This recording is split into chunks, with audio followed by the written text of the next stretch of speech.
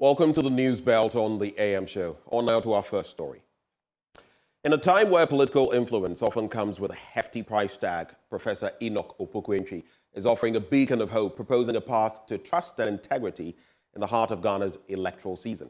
Speaking during the launch of a book titled Ghana's Grassroots Democracy, Professor Opoku said the essence of true leadership was a demonstration of trust and transparency in political campaigns. Jacqueline Ansumayeboa has more in this report.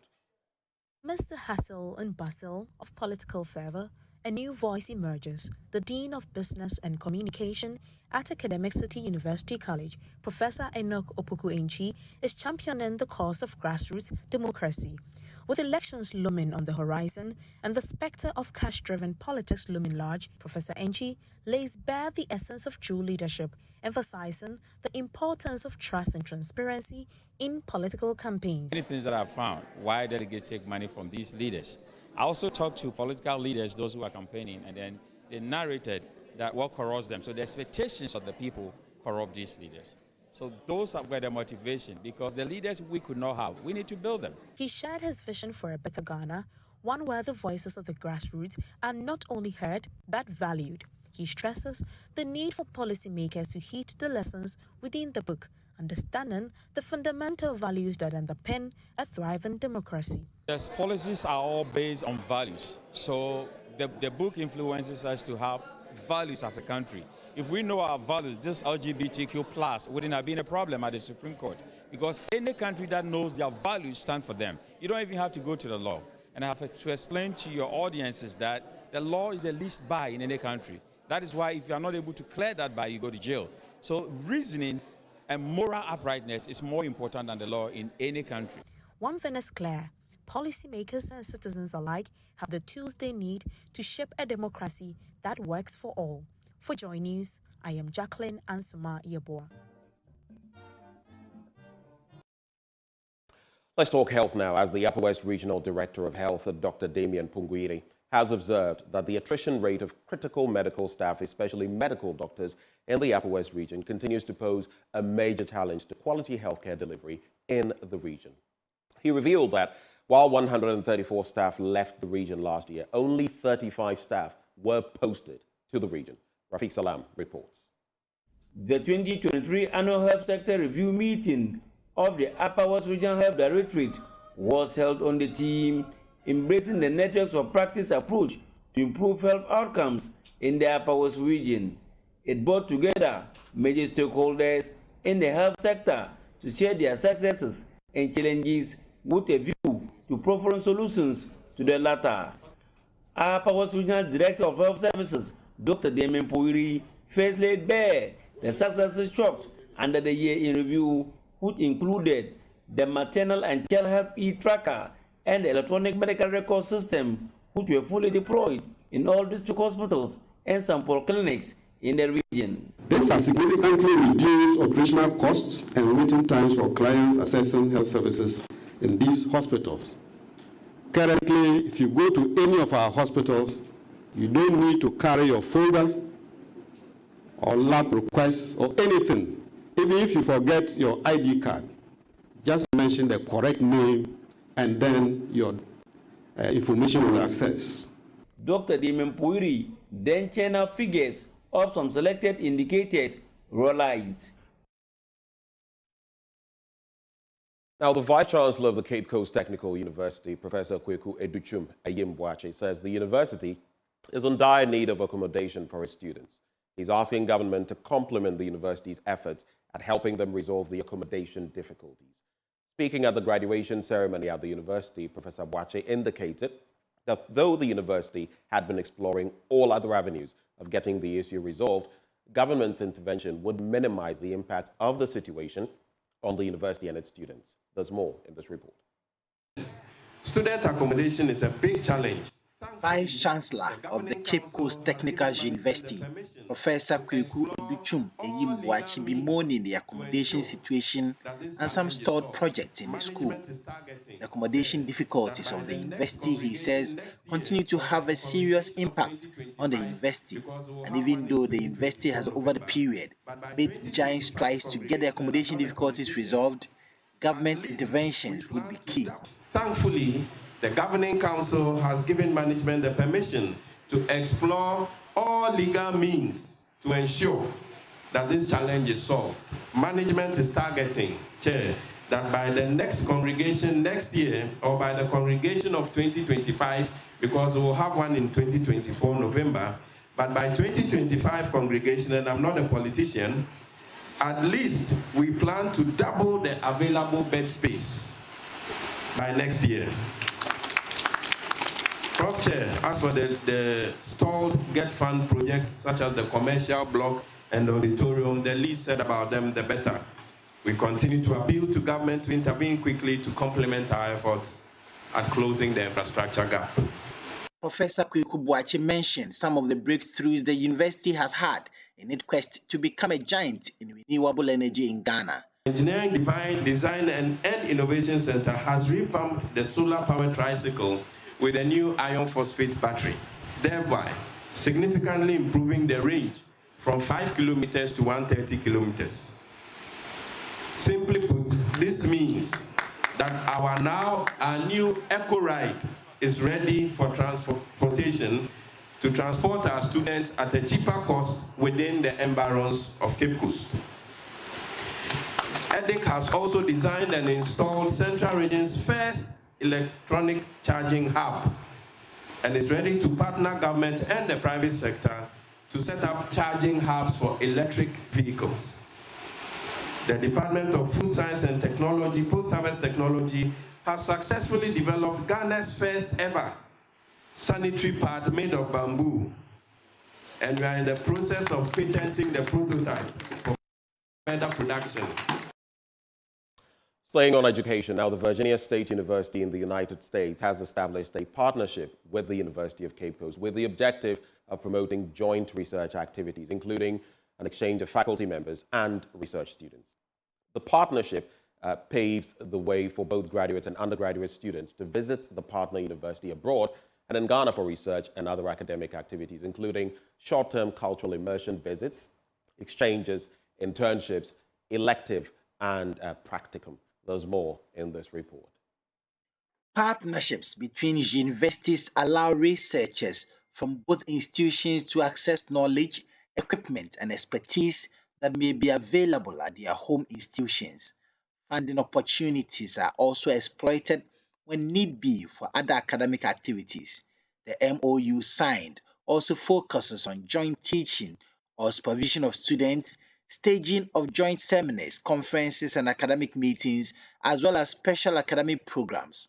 At a brief ceremony at the International Relations Office of the University of Cape Coast to seal the agreement, the interim provost and vice president for academic affairs at the Virginia State University, Dr. Tia Menis, expressed her delight at the opportunity and noted that the MOU marked the beginning of an exciting journey of collaboration between UCC and the Virginia State University. Virginia State University's Presidential Global Leadership Program is really about, it's two-part. One is providing our students an opportunity to immerse themselves in your culture, to learn about the things that happen here in Ghana, to gain a sense of how the world operates so that we can make them global citizens. The other part, too, is to learn about your institutions and allow us to figure out ways to engage in partnerships that will span research, student exchanges, or initiatives that are similar at our institutions. And also, we want to figure out how can we give back to the community. And so part of the things that we do is also engage with the elementary age school students and see how we can give back to the community. And so we're here on a two-part mission: to learn, to grow, but also to give back. Yes, this is actually our third delegation to Ghana with this initiative. We had one about a year ago, and I think the last one was in June, and then this would be the third group coming here. We're usually led by our president, as this is one of his initiatives to truly engage the people here in Ghana. We have a few students that are actually coming in the next semester to study here, so we already had an existing relationship in terms of sending our students here, and this is an opportunity to expand that relationship with receiving students, receiving faculty, engaging in research initiatives. And there are a lot of similarities in how our institution is set up. The University of Cape Coast is hoping for more collaborative efforts and partnerships between the university and other universities to enhance overall experiences of products from the universities. And our next story, the youth of Avedakpa in the Akachi North District of the Volta region are asking authorities to reconsider a decision to replace a traditional festival. Led by an opinion leader, Maxolo Juwonu Zida, they have vowed to resist any attempt to replace the Amesikwe festival, which portrays the history, culture, and heritage of the Ave people. Here's Fred Kwame Asari's report. The significance of that word Amesikwe lies in its celebration as a festival, and there is nothing anybody can do to eliminate or terminate the word Amesikwe from the minds of the people of the Avedakpa community. It has become evidently clear that those whose ancestors had not been part of the exodus from Bakpa know very little or nothing at all about the word Amesikwe and its significance in the lives of the people of Avedakpa. That is why they think they can do away with Amesikwe and replace it with something meaningless and hopeless. But they will never succeed because Amesikwe can be very dangerous. The Amesikwe festival can never be replaced with anything useless because the organizers want to get on with their diabolical programs. One could hear them say that they had not been getting money from the Amesikwe festival. Let me the youths have vowed to take any action. They are even ready to drop their last blood to prevent the Delademi festival being celebrated instead of the Amesikwe festival. They say they don't want the Delademi festival, but they want the Amesikwe festival. And anything short of that will incite them to do what they feel should be done correctly. Now, as Muslims across the world mark the month of Ramadan in a season of rising temperatures in some parts of the world, Bono East Regional Director of Health, Dr. Fred Adom, is admonishing Muslims to increase their intake of water, particularly during their pre-dawn meals, to prevent dehydration, which can easily drain one's energy. He's been speaking with Anas Sabit, who came through with this report. The Muslim holy month of Ramadan is upon us again, and people across the world are fasting as well as spending much of their time contemplating and praying. Of course, the length of time a person fasts for varies depending on where in the world they live, as day length is governed by the time of year and distance one is from the equator. Before one goes on to embark on this important religious obligation, one has to first consider his or her ability to do so health-wise. Bono East Regional Director of Health Services, Dr. Fred Adom, admonishes Muslims to first know their medical conditions before embarking on the dawn to dusk fast of Ramadan. We all know the religious or spiritual benefits of fasting. I mean, for some of us, because of our beliefs, it's one of the cardinal things that we do as a form of worship or whatever. But sadly, it's not everybody that can do. And we know, especially some people, some pregnant women, you don't really want them to be fasted because of the state that they are in. Some people on some medications too, because of the way and the manner in which they have to take their medicine. Obviously, you don't have to fast, but you have to know the limits. I will not be able to prescribe who and what, because if based on your condition, then there is a need for you to look for or seek a medical advice. Notwithstanding, there are a lot of benefits in terms of fasting.